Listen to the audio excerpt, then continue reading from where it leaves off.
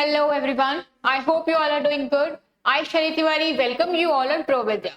तो यस हमारे पास एक क्लास की पूरी सीरीज चल रही है, यानी कि पिछली भी क्लासेस में हमने क्या देखा था कि रीडिंग कॉम्प्रिहेंशन को कैसे सॉल्व करते हैं, what is the point two keep in a minds, and हमने कुछ प्रैक्टिस सेशंस रखे हैं आपके साथ ताकि हमने जो भी सीखा है उसको हम अप्लाई कर सके। तो यस एक प्रैक्टिस सेशन हमारा ऑलरेडी कंप्लीट हो गया है, तो जितने भी स्टूडेंट्स ने वो क्लास नहीं देखी है आप सब प्लीज उस क्लास को जरूर देखना। तो यस आज हम अपनी सेकेंड क्लास स्टार्ट कर रहे हैं रीडिंग कॉम्प्रिहेंशन के प्रैक्टिस की। तो चलिए देखते हैं आज हमारे पास पैसेज में क्या है। Yes here we have our passage which is related to artificial intelligence. ठीक है, तो I know you all very much know about this what is artificial intelligence, but you don't have to use your own knowledge, you have to use this passage knowledge. It means what, अगर passage बोलता है कि artificial intelligence सही नहीं है, opposite आपको बता रहा है, उसके पॉजिटिव थिंग नहीं बता रहा है, तो you have to consider that only, यानी कि जो हमें पैसेज में गिवन है हम उसके अकॉर्डिंग आंसर करेंगे, राइट। तो चलो स्टार्ट करते हैं अपने इस पैसेज को। क्या बोल रहा है कि artificial intelligence, just 1 minute, yes क्या बोल रहा है आर्टिफिशियल इंटेलिजेंस, यानी कि सब्जेक्ट क्या है हमारे पास, सब्जेक्ट है हमारा artificial intelligence, right. Artificial intelligence has rapidly evolved from an abstract concept in a computer science laboratories to an omnipresent force shaping human life, right? It means what कि जो हमारा artificial intelligence है वो बहुत ही important role play कर रहा है हमारी डे टू डे लाइफ में, and it is growing very rapidly, right? फिर क्या बोलता है कि जो हमारा being कंसेप्ट था, किस चीज का कंसेप्ट था कि हम जनरली अगर मैं थोड़ा सा पीछे जाऊं कुछ सालों पीछे, तो हम कंप्यूटर लैब में यूज करते थे अपने कंप्यूटर्स को, but now today artificial intelligence is omnipresent. Omnipresent means what, which is present everywhere, right? So now AI or या फिर computer is present everywhere in our day to day life. Either you are using your mobile phone, either you are using your laptop, iPad, even washing machine, voice assistant, all these kind of things are the AI, right? Now next क्या है, from digital assistant to predictive algorithm, AI seemed to promise efficiency and precision beyond human capacity, yet beneath the surface of this technological marvel lies a moral and philosophical ambiguity that societies are still grappling with. It means what, everything or everyone have a two face, right? If first one is the profit and second one is a loss point, if first one is a positive and second one is negative, so the AI is also have some negative points. What is the negative points? Like it beyond the human capacity, that is a positive, right?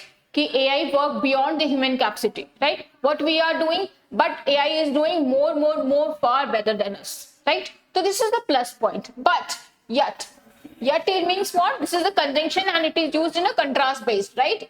Whenever we are talking about any contrast language, we always use yet, but, etc.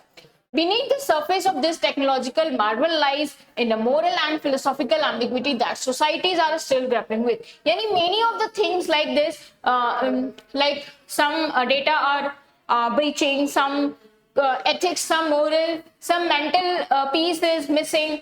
तो yes, these AI can capture your mental peace, which जो हम अभी नहीं समझ पा रहे हैं कि how this is causing harm to us, but in somewhere this is causing to us very harm, right?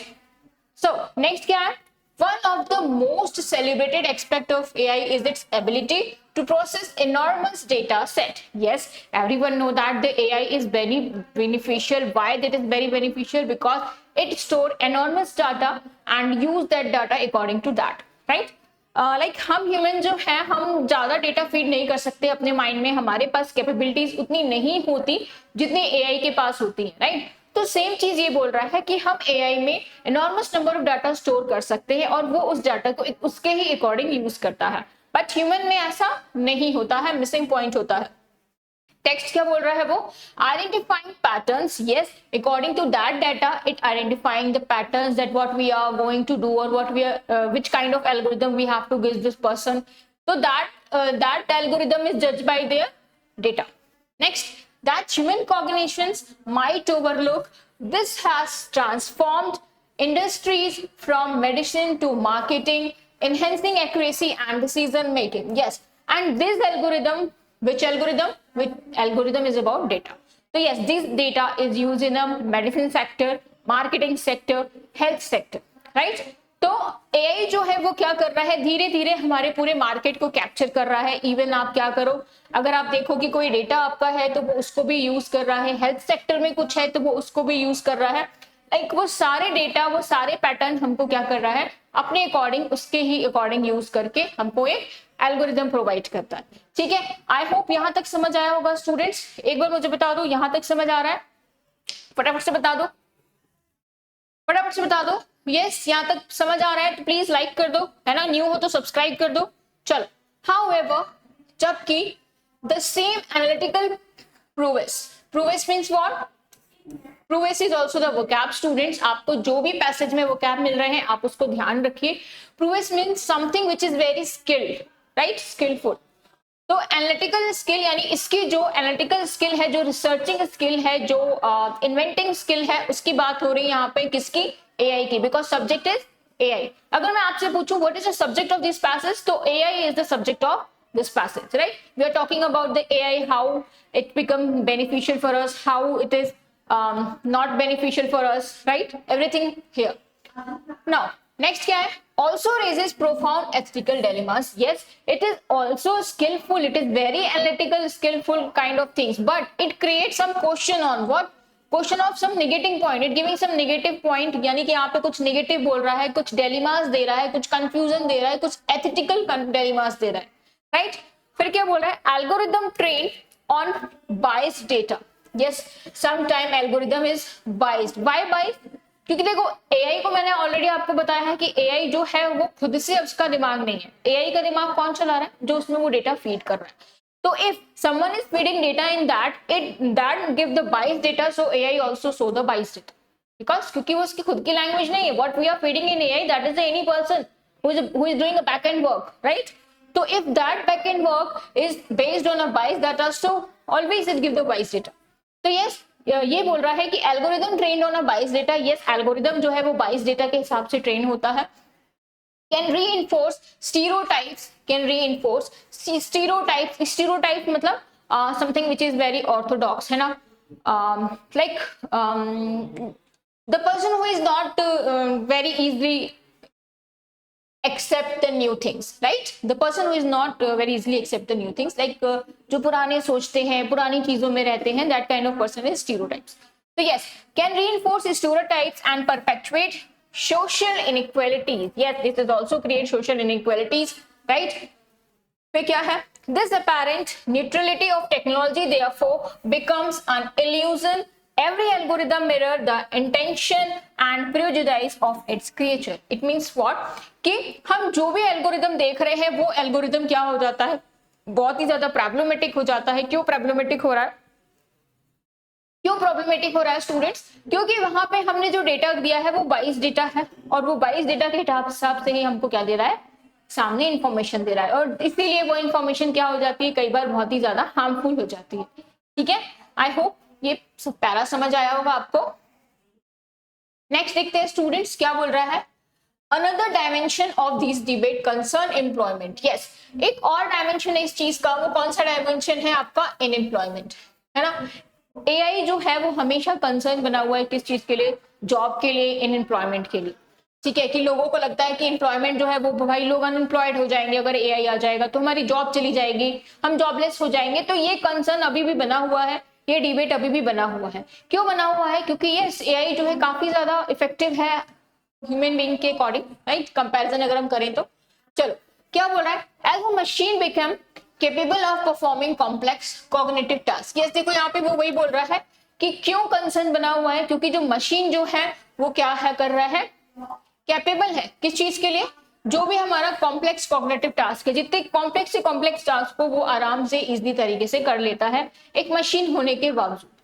फिर क्या है, द बाउंड्री बिटवीन, जो बाउंड्री है किस चीज के बिटवीन, ह्यूमन के बिटवीन एंड एआई के बीच, फिर ब्लर, वो क्या है, लेस क्लियर है ना, क्लियर नहीं है, ब्लर काइंड ऑफ कैसे बोलेंगे कि विच is very less clear, that is the blur.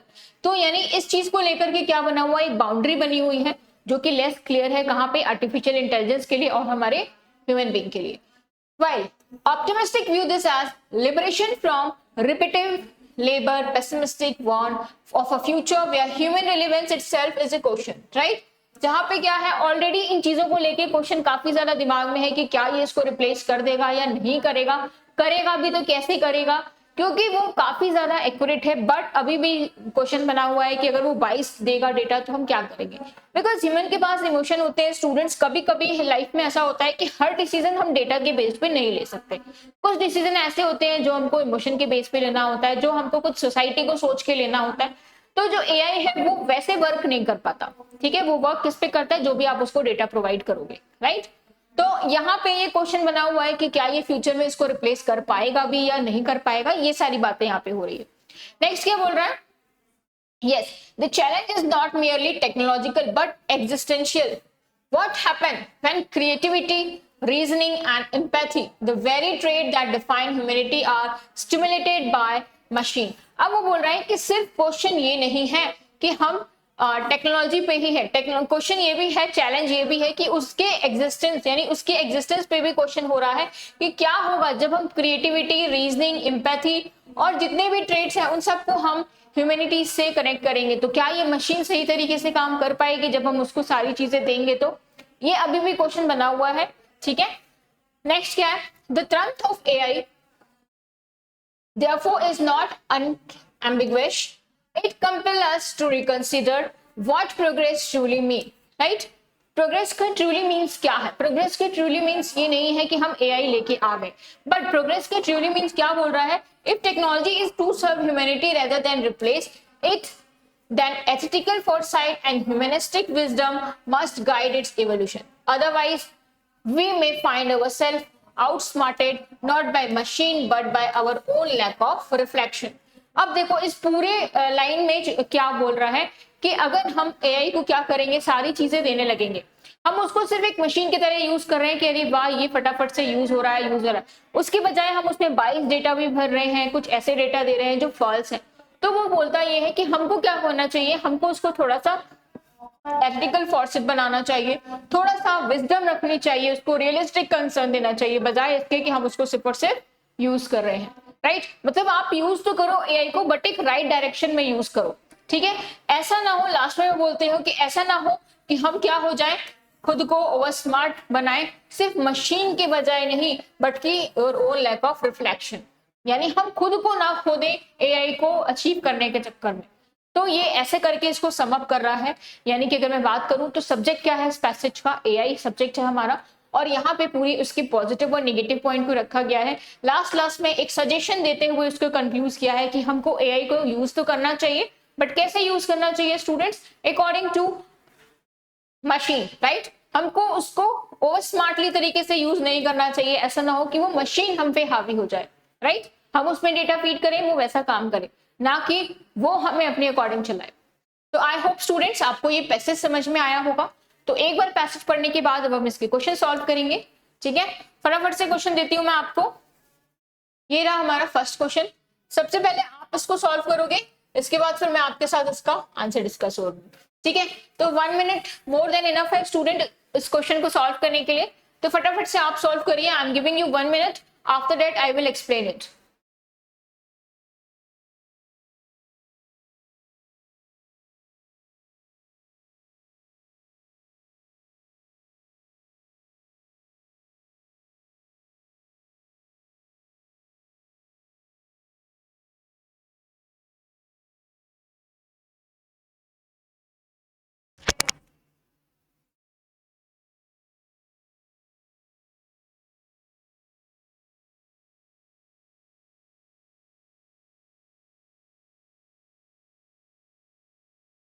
बहुत इजी क्वेश्चन है, अगर आपने एक बार पैसेज पढ़ लिया तो आपको दोबारा जरूरत भी नहीं पड़ेगी इतना सोचने की। चलो आई होप आपने इसको सॉल्व किया होगा, तो फटाफट से अपने आंसर मैच कर लेना। ओके स्टार्ट करते हैं। What does the author suggest about the AI neutrality? यानी AI को न्यूट्रल रहने के लिए जो बात किया गया था उसके बारे में क्या सजेशन है ऑथर का। तो पहला ये बोलता है it is free from human influence, यानी ये ह्यूमन के इन्फ्लुएंस से बिल्कुल फ्री है। तो भाई ह्यूमन के इन्फ्लुएंस से कैसे फ्री हो सकता है, क्यों? क्योंकि इसमें जो डेटा फीड कर रहा है वो समहाउ कोई ना कोई बैकएंड पे काम कर रहा है, और that is also the human, right. तो ये तो नहीं होगा, यानी कि फर्स्ट वाला क्या हो जाएगा आपका, रॉन्ग हो जाएगा। सेकंड देखते हैं, it reflect human biases and intention. Yes ये हो सकता है, but we have to check the other also, क्योंकि ऑप्शन में बोला था सॉरी पैसेज में बोला था कि ह्यूमन के बाइस डेटा पे ही वो काम कर रहा है, तो इसको भी होल्ड पे रखते हैं। बाकी हम ये भी चेक कर लेते हैं सी और D. It is purely mathematical. Purely mathematical means यानी कि ये सिर्फ फॉर्मुलेज यूज करता है, ये सिर्फ सम्स यूज करता है, तो भाई ये भी नहीं हो सकता। ऐसा कहीं पे भी पैसेज में नहीं बोला है स्टूडेंट्स, और आपको पैसेज के अकॉर्डिंग आंसर करना है, तो आपको ध्यान रखना होगा कि पैसेज में ऐसा बोला है या फिर नहीं। तो पूरे पैसेज में हमने कहीं नहीं देखा कि मैथमेटिकल टर्म जैसा वर्ड यूज किया गया है, दैट्स व्हाई इसको हम एलिमिनेट कर देते हैं। नेक्स्ट क्या है हमारे पास, इट इज एलिमिनेट प्रेजुडिस। पूरी तरीके से एलिमिनेट कहाँ कर रहा है वो इस चीज को, है ना। तो अगर मैं बोलूं तो मुझे परफेक्ट आंसर किस में मिल रहा है, बी वाले में मिल रहा है। It means what student, option number B is the right answer of this question. ठीक है, आई होप क्लियर है ये चीज। Option number B is the right answer of this question, फटाफट से बता दो। ठीक है, चलो नेक्स्ट देखें। यस, नेक्स्ट क्वेश्चन देखते हैं। अगेन 1 मिनट है, अगेन 1 मिनट है आपके पास, फटाफट से इसको सॉल्व करो, सॉल्व करो इसको। 1 मिनट है आपके पास स्टूडेंट्स।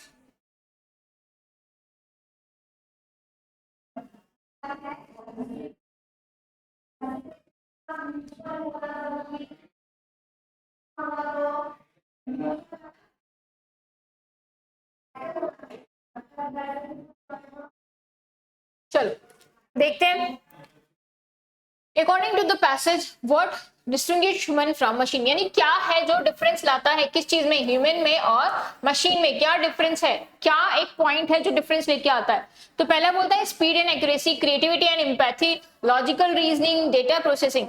अब बताओ, फटाफट से बताओ इसका आंसर। अब तो बता दोगे कि ह्यूमन और मशीन में क्या डिफरेंस है।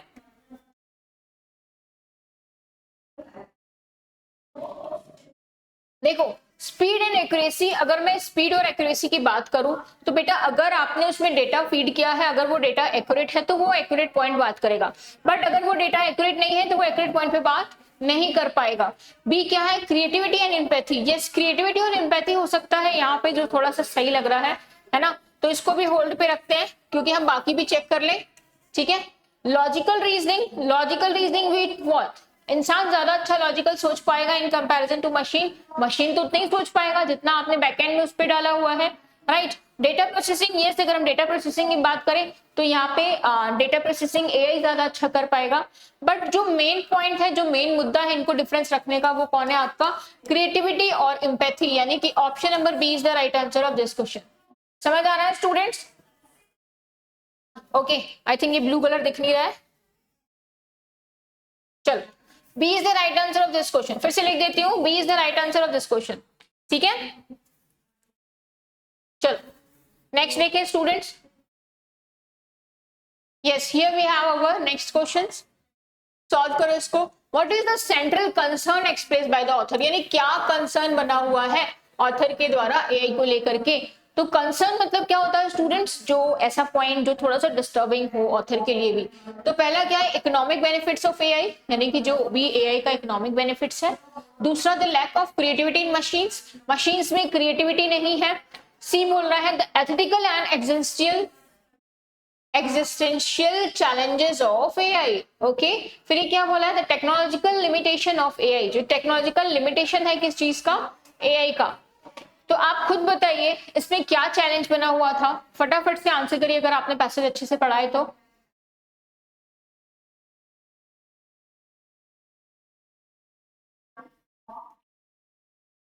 Yes, ethical and existential challenges, यानी कि option number C is the right answer of this question. जितने भी लोगों ने ऑप्शन नंबर सी बोला है +4 स्टूडेंट्स, है ना। नेक्स्ट देखते हैं, the author's primary concern with AI seem to rise from, author का जो प्राइमरी कंसर्न है किस चीज को लेकर के, एआई को, वो कहां से निकल के आया, वो कहां से उसको सोचने में मिला। तो बोलता है its inability to process data efficiently, मतलब वो जो डेटा को एफिशिएंटली तरीके से प्रोसेस नहीं कर पाता है, उसके लिए एक पॉइंट यहाँ पे दिया गया है। दूसरा क्या बोलता है, the unpredictability of human emotions, यानी ह्यूमन के इमोशंस को लेकर के। The moral implication of human dependence on machine, okay, the competition between the companies creating AI tools। देखो कंपनीज के बारे में कहीं पे भी पूरे पैसेज में बात नहीं की गई है ना। कहीं पे उसने बोला कि ये कंपनी एआई को अच्छे से यूज कर रही है या फिर ये कंपनी ऐसा यूज कर रही है, कंपैरिजन कहीं भी नहीं मिला कंपनीज के अकॉर्डिंग। यस, क्वेश्चन कहां से अराइज हुआ, the moral application of human dependency on machine. Yes, जो हम डिपेंडेंसी बना रहे हैं किस चीज पे, एआई पे, हम बहुत ज्यादा डिपेंडेंस हो जा रहे हैं, हम उसका नेगेटिव इम्पैक्ट नहीं सोच रहे, हम सीधे सीधे उस पर डिपेंडेंट हो जा रहे हैं। तो यही एक कंसर्न है ना। कौन सा, option number C is the right answer of this question. I hope students समझ आ रहा होगा आप सभी को, है ना। चलो नेक्स्ट देख लें। It can be inferred from the passage, again inference based question है स्टूडेंट्स आपका, है ना। Inferred from the passage that the author would most likely agree with, यानी ऐसा कौन सा इन्फ्रेंस है जिससे ऑथर जो है वो बहुत ज्यादा एग्री कर रहा है। तो पहला बोल रहा है ethical reflection must accompany technological advancement, यानी कि ये एक टेक्नोलॉजिकल एडवांसमेंट की तरह है। दूसरा क्या बोल रहा है, AI progress should not be slowed by moral debate, moral debate से हम उसके प्रोसेस को स्लो नहीं कर सकते, उसके प्रोग्रेस को स्लो नहीं कर सकते। Human creativity is less valuable in the age of automation, यानी ऑटोमेशन की एज में जो ह्यूमन की क्रिएटिविटी है वो काफी ज्यादा कम वैल्यू की जा रही है। फिर क्या है, machine can fully replace human empathy, machine जो है वो रिप्लेस कर देगा किस चीज को, ह्यूमन की एम्पैथी को प्रॉपर तरीके से। तो फटाफट से बताओ ऑथर किस चीज से ज्यादा अग्री कर रहा है, आपको इन चारों में से बताना है, ठीक है।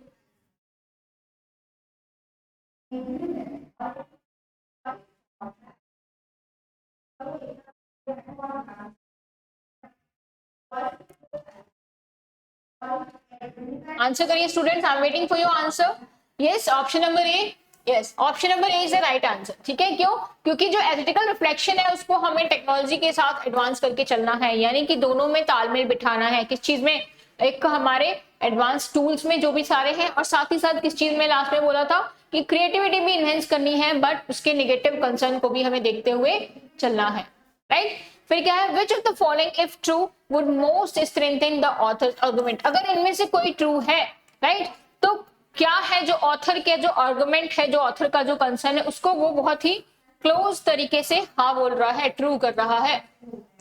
A study show that AI recruitment tool replicate gender bias found in their training data, यानी कि स्टडी से पता चला है कि जो एआई का रिक्रूटमेंट टूल्स है वो रेप्लिकेट कर रहा है जेंडर बाइस होने का, जो उसके ट्रेनिंग डेटा है उससे पता चला है कि वो कहीं ना कहीं जेंडर का बाइस हो रहा है, ठीक है। AI chatbot become more accurate in responding to the customer queries. Scientists develop AI system capable of faster computing speed. Company automates all its process and increase profit. आपको बताना है कि कौन सा है जो ऑथर के आर्गुमेंट को बहुत ही ज्यादा स्ट्रॉन्ग कर रहा है। फटाफट से आंसर दीजिए students, I am waiting for your answer. देखो, अब कहीं ना कहीं डेटा की बात कही गई थी, डेटा की। कोई तो डेटा है जो पीछे से फीड कर रहा है, उसमें काम कर रहा है, तो उसी डेटा की बात कर रहा था कि वो क्या हो रहा है, कहीं ना कहीं बाइस होता जा रहा है ना। तो yes, option number A is the right answer of this question students, ठीक है। जितने भी लोगों ने ऑप्शन नंबर ए आंसर किया है +4, वेरी गुड, वेल डन, है ना। चलो, एक पैसेज हमने कर लिया, एक और पैसेज कर लेते हैं, अभी हमारे पास बहुत टाइम है। चलो अगेन, अब इस पैसेज को फटाफट से आप रीड करो, है ना, फिर मैं आपको बताती हूँ। I am giving you just 2 minutes, 2 minute is enough to read this lines.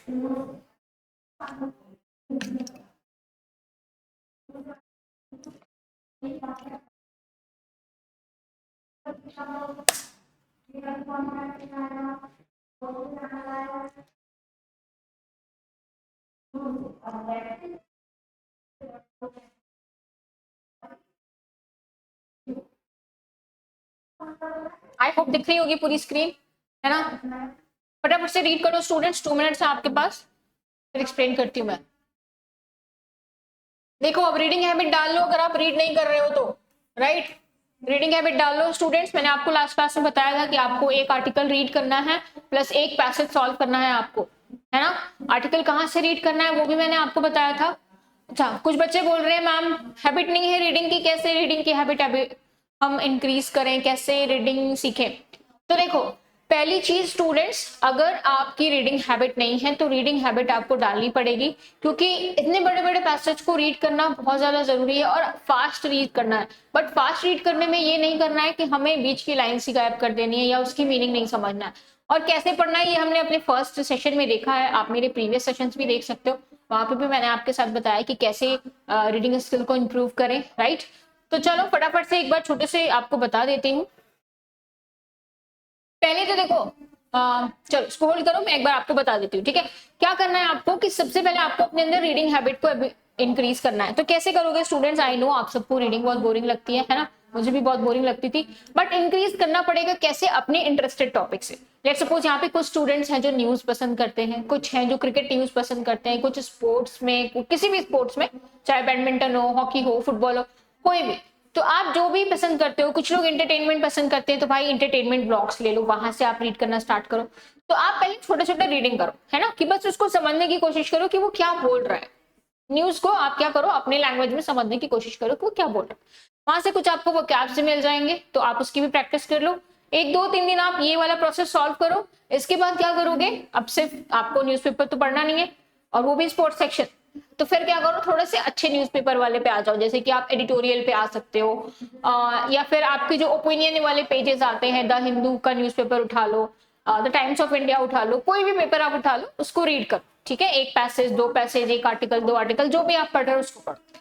इसके बाद वहां से पढ़ने के बाद फिर आप कोई इंग्लिश की बुक्स ले सकते हो, कोई नॉवेल रीड कर सकते हो। तो ऐसे धीरे धीरे धीरे धीरे अपनी एबिलिटी बढ़ानी है। जैसे पहले दिन आपने छोटा सा पैसेज पढ़ा, फिर आप एक बांध लो, लाइक एक रूटीन ही बना लो अपना कि मुझे एक आर्टिकल डेली पढ़ना है, और उस आर्टिकल को बच्चे ऐसा पढ़ो कि अगर उससे कोई वोकैब मिल रही है तो आप उस वोकैब को भी रीड करो, कोई फ्रेज मिल रहा है तो उसकी भी मीनिंग समझते हुए चलो, कोई इडियम्स मिल रहे हैं तो उसको भी समझते चलो।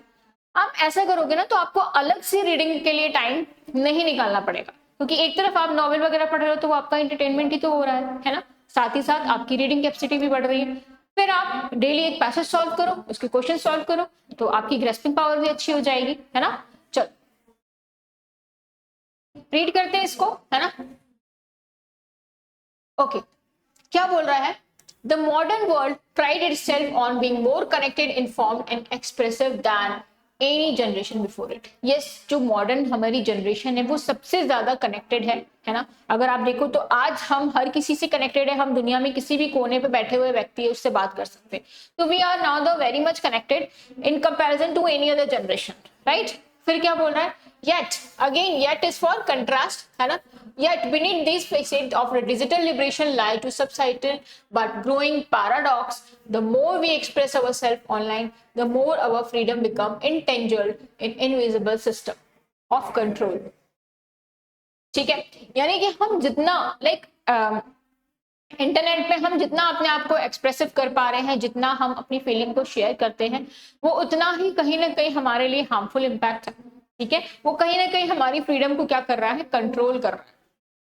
अब कंट्रोल कैसे कर रहा है अभी ये हमें नहीं पता, पैसेज में अभी नहीं बोला, बट आपके माइंड में जो कंट्रोल आ रहा है आप उसको वहां पे अप्लाई नहीं करोगे अभी, है, जस्ट होल्ड इट। फिर क्या है,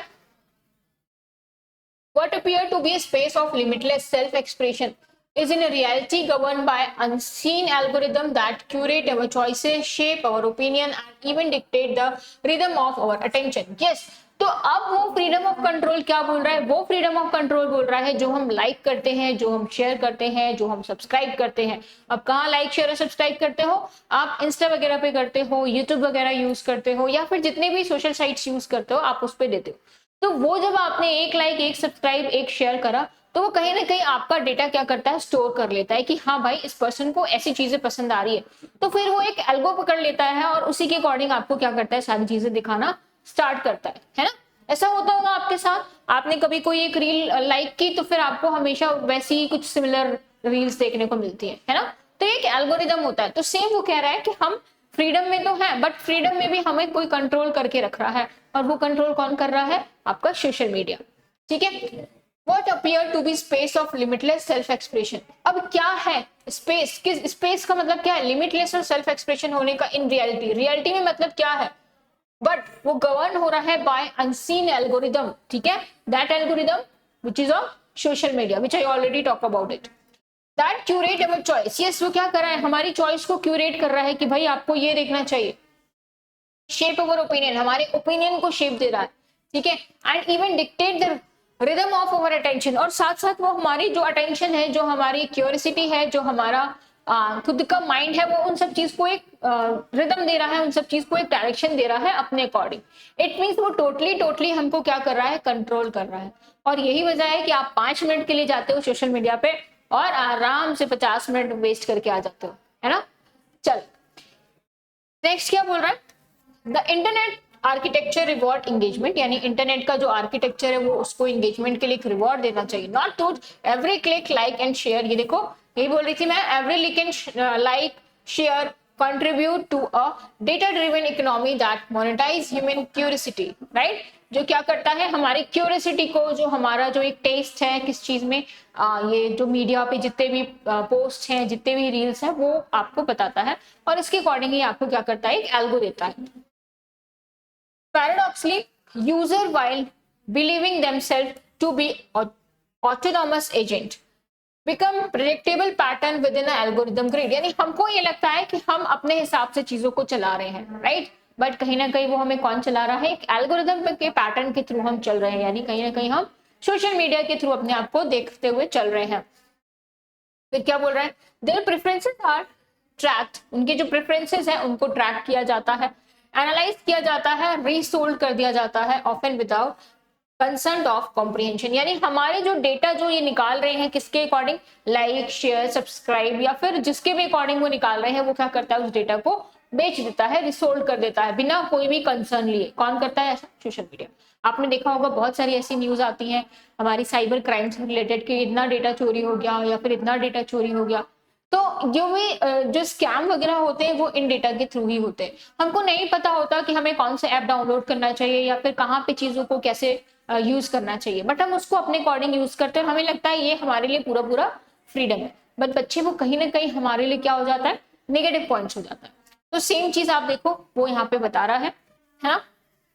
Thus, the digital citizen armed with the illusion of independence unknowingly participate in a system that thrive on manipulation discussed as personalization, right.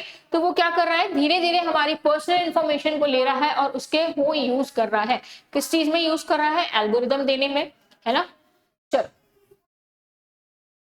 Next देखते हैं, this quiet surrender of agency is perhaps the most insidious threat to the modern democracy. Yes, यही एक सबसे ज्यादा क्या बना हुआ है, डर बना हुआ है किस चीज का, कि हम इसको यूज तो कर रहे हैं बट हम सही तरीके से यूज नहीं कर पा रहे, राइट। कहीं ना कहीं ये कंसर्न हमारे लिए ही बना हुआ है।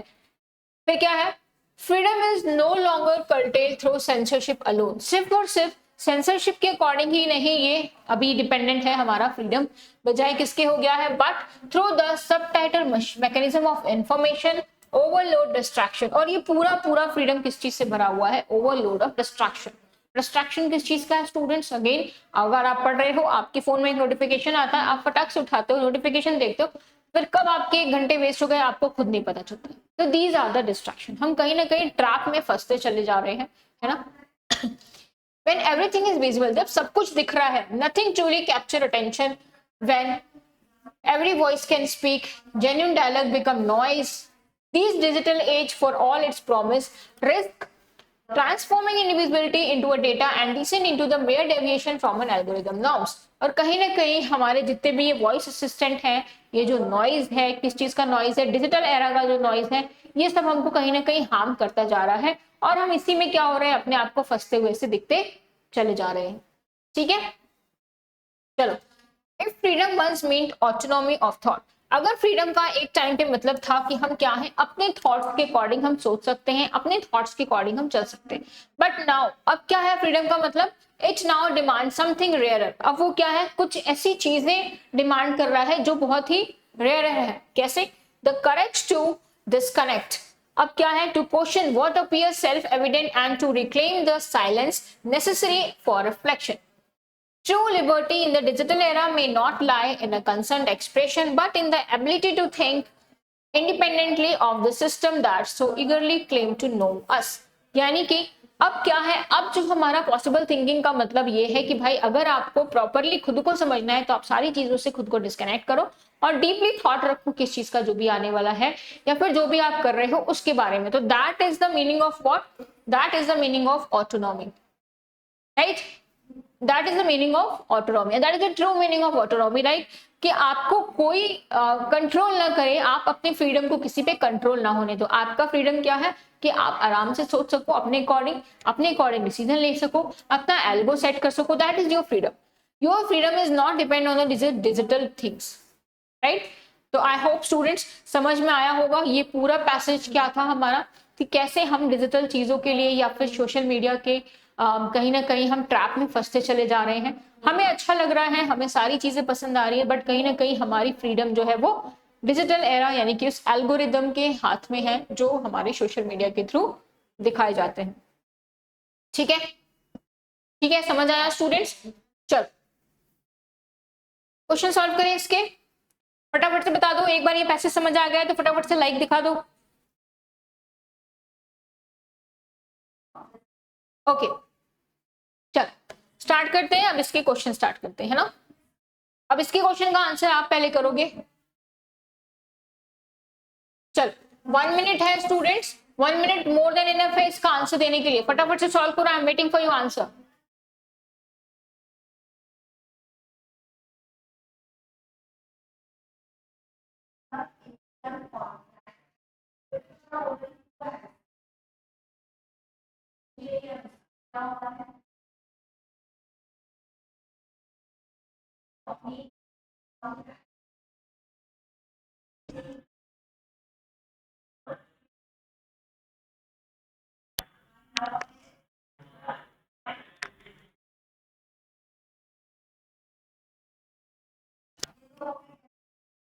चलो देख लेते हैं क्या बोल रहा है कि the author would most likely agree that digital citizen today, यानी ऑथर किस चीज से एग्री कर रहा है कि जो डिजिटल सिटीजन है वो क्या हो गए हैं, possess freedom but lack awareness of erosion. Okay, freedom तो यूज कर रहे हैं बट कहीं ना कहीं उनको लैक है किस चीज का, अवेयरनेस का। तो यस, ये इस पॉइंट को हम लेके चल सकते हैं, अभी होल्ड करते हैं, क्योंकि हमें बी सी डी और बी चेक करना है स्टूडेंट्स। कई बार बच्चे क्या गलती करते हैं कि एक ऑप्शन देखा, वहां पे उनको लगता है यही आंसर है तो वही टिक करके आ जाते हैं, बट हमेशा आप बाकी के ऑप्शंस भी चेक करना बहुत जरूरी है, बिकॉज आपको बेस्ट वन चूज करना पड़ता है। Maybe B C D में से कोई ऐसा बेस्ट हो जो आपको ज्यादा समझ में आ जाए, है ना। देखो बी क्या बोल रहा है, have become resistance to technological manipulation, resistance होते जा रहे हैं हम टेक्नोलॉजिकल, जो भी टेक्नोलॉजी तरीके से जो हमको मैनिपुलेट कर रहा है, राइट। तो देखो ये तो नहीं हो सकता, शुड अवॉइड टेक्नोलॉजी कंप्लीटली भी हम अवॉइड नहीं कर सकते, क्योंकि बहुत सारी चीजों को ये इजी करता है हमारे लिए, है ना। फिर क्या बोल रहा है, एंजॉय अनप्रेसिडेंट प्राइवेसी ऑनलाइन, यानी जो एक अनप्रेसिडेंट प्राइवेसी मिली है हमें, उसको हमें एंजॉय करना चाहिए। तो this is also not the right answer, यानी कि again option number A is the right answer of this question. But हमेशा बच्चे आपको बाकी के ऑप्शंस भी देखने की बहुत बहुत ज्यादा जरूरत है। ठीक है, नेक्स्ट देखते हैं, what can be inferred about the author's definition of true liberty, यानी ऑथर ने एक ट्रू लिबर्टी की बात कही थी, है ना, लास्ट में हमने देखा था। तो उसका डेफिनेशन क्या था proper according to authors, author के हिसाब से। तो it lie in unrestricted access to information, यानी जो भी अनरिस्ट्रिक्टेड इन्फॉर्मेशन है उसको मस्त अच्छे से यूज कर रहे हैं हम, उस पर लाई करता है, उस पर डिपेंडेंसी दिखाता है। या फिर it depend on withdrawal from constant digital stimulation, यानी जो हमारा कांस्टेंट डिजिटल स्टिमुलेशन है उस पर लाई कर रहा है, उस पर डिपेंड हो रहा है। It is achieve through algorithm efficiency, ये अचीव होगा किस चीज से, जो भी हमारा एल्गोरिदम है उससे।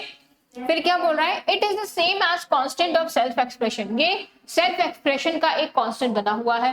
तो अगर मैं बात करूं स्टूडेंट्स, तो it depend on withdrawal from constant digital stimulation, यानी कि option number B is the right answer of this question. समझ रहे हो स्टूडेंट्स, है ना, क्योंकि ये सिर्फ और सिर्फ अचीव किया जाएगा एल्गोरिदम एफिशिएंसी से, ऐसा नहीं है। और सेम क्या बोल रहा था, सेल्फ एक्सप्रेशन, ये भी नहीं था, यानी कि option number B is the right answer of this question. ठीक है, आई होप स्टूडेंट समझ पा रहे होंगे हमें इसको कैसे सॉल्व करना रहता है। नेक्स्ट देखते हैं, yes here we have our question number 3 and 4। फटाफट से सॉल्व करिए, 1 मिनट है आपके पास इन क्वेश्चंस को सॉल्व करने के लिए।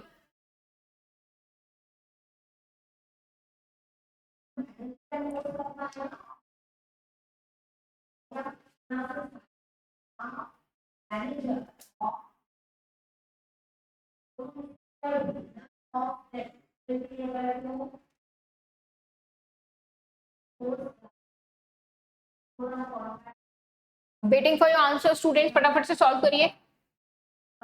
आप एक बार सॉल्व कर लीजिए, फिर हम क्रॉस चेक करेंगे, ठीक है, मेरे आंसर के साथ।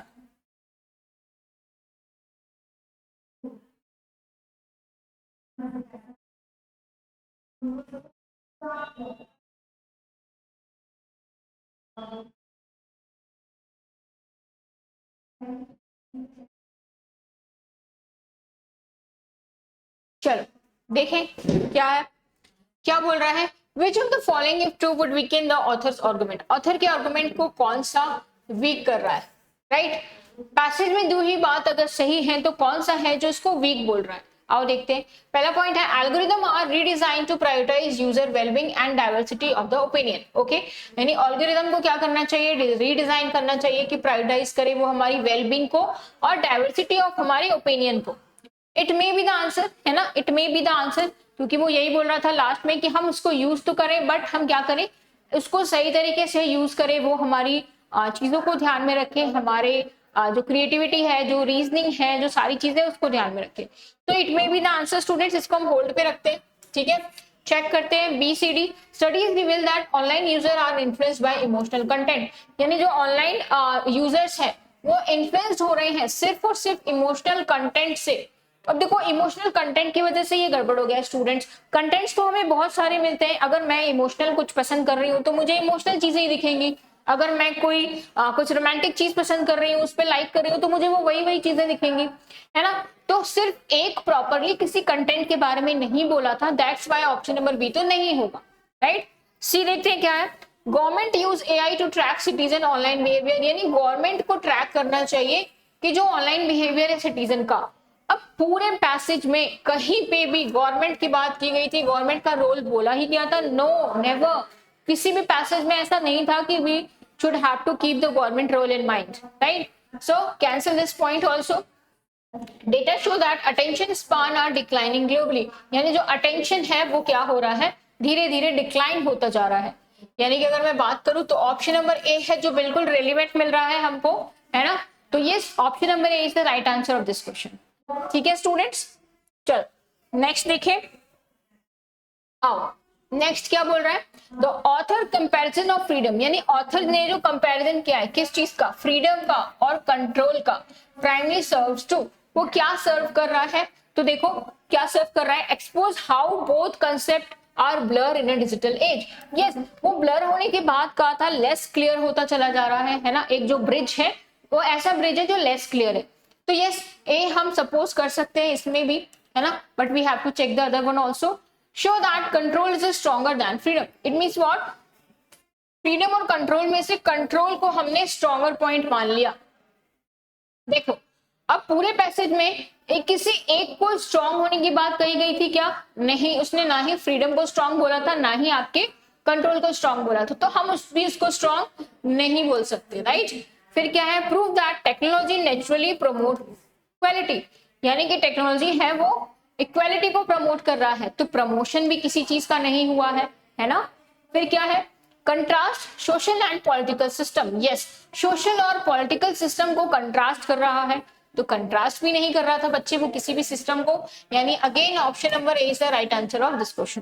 तो जितने भी लोगों ने option number A right answer किया है इसका यस +4 यू आर गेटिंग, है ना। जितने लोगों का गलत हुआ है डोंट वरी स्टूडेंट्स, हम आगे के क्वेश्चंस में और अच्छा करेंगे, अभी तो ये स्टार्टिंग है ना। जब लास्ट क्लास में हम क्वेश्चन को डिस्कस करेंगे, PYQs वगैरह भी सॉल्व करेंगे तो आप आराम से कर लोगे, बस प्रैक्टिस में बने रहो हमारे साथ, ठीक है। आओ, the concluding paragraph suggest that the real independence require, yes, बताओ इसका आंसर। लास्ट पैराग्राफ क्या बता रहा था कि रियल इंडिपेंडेंस का मतलब क्या होता है, again I am giving you 1 minute students, फटाफट से आंसर करिए इसको। लास्ट पैसेज में क्या बोला था, वेटिंग फॉर योर आंसर।